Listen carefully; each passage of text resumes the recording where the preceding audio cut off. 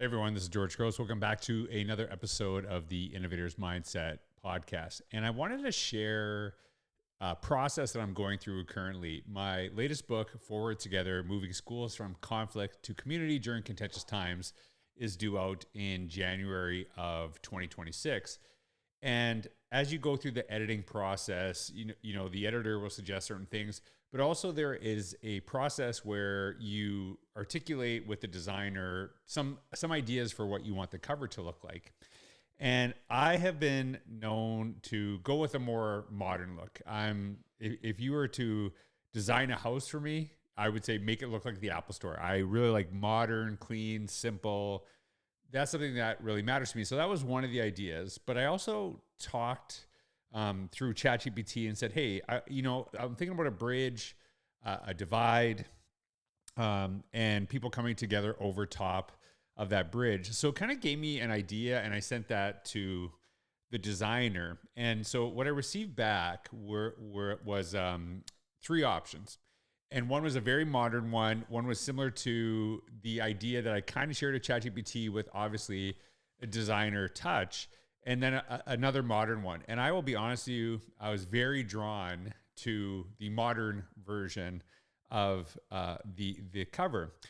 But I'm really big on the connecting with community and getting feedback and asking for help. And for years, I've been writing on my blog, and comments or ideas and pushback, even some challenges, make me think differently about maybe how I approach something. And I think that's really, really beneficial.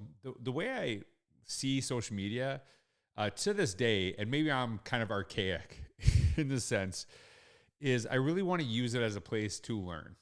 And I think that, of course, I want people to learn about my work, this podcast, things like that.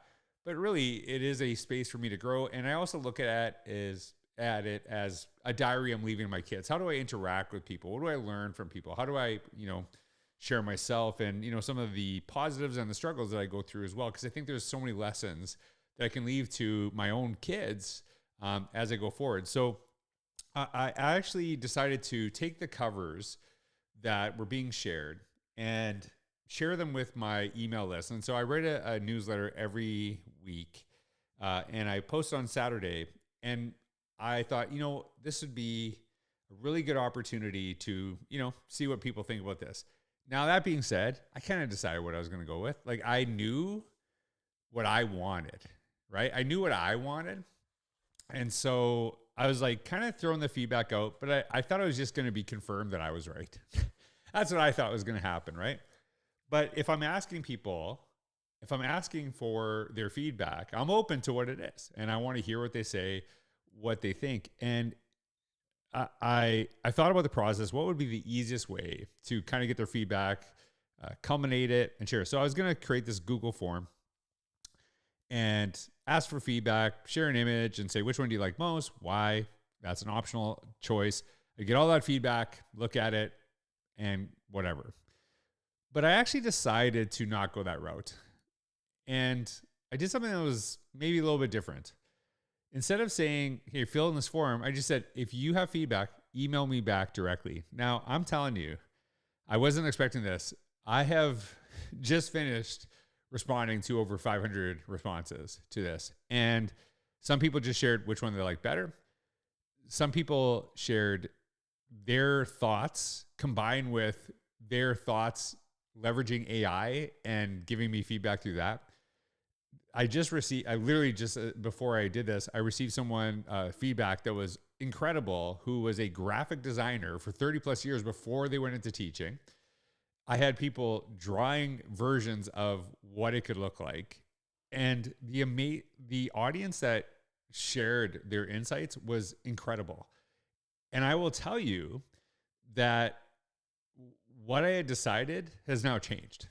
And I'm not going to confirm with you which one I've picked. I'm going to save that because I'm still working on it. But what I thought going in totally changed because of the feedback and that willingness to learn. I would say that I was pretty much 90% sure what I was going to pick. And that 10% is just switched. So if you were to bet before, I would have picked it. you'd have been wrong. You'd have lost some money, and at big odds too. And what is interesting is what I didn't realize through the process. And here's something I want to kind of touch on first.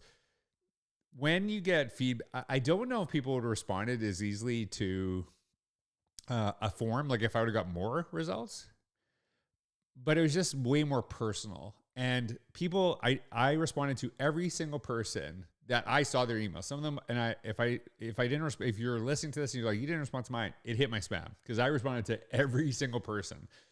And I didn't get AI to do it. It wasn't generic response. I read every single person's response and what they did. And it felt really cool. It felt really personal. And it reminded me of like when I first got on social media, probably in 2009, when I really started using it, these connections that you're making. And people weren't just sharing their thoughts on that. They're sharing their excitement for the book. Some of them were sharing personal stories about work that I've done, some of the personal things that they're going through. It was really interesting. And it showed me that we are so focused on saving time using this technology that we sometimes save time and lose connection. Where I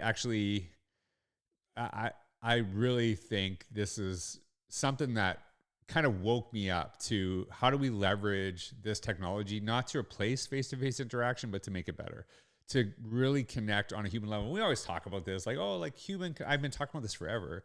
But then you see people like, hey, post this on Instagram and respond here and I'll send you a DM. No one's sending you a DM. It's AI that's sending you a DM. It's like an automated response and it's not real. And it's like, yeah, you're getting a response from a bot, an account. I read every one of these too. And it meant a lot that people took their time to respond to me, that I wanted to respond to each one of them because it's a big deal to me.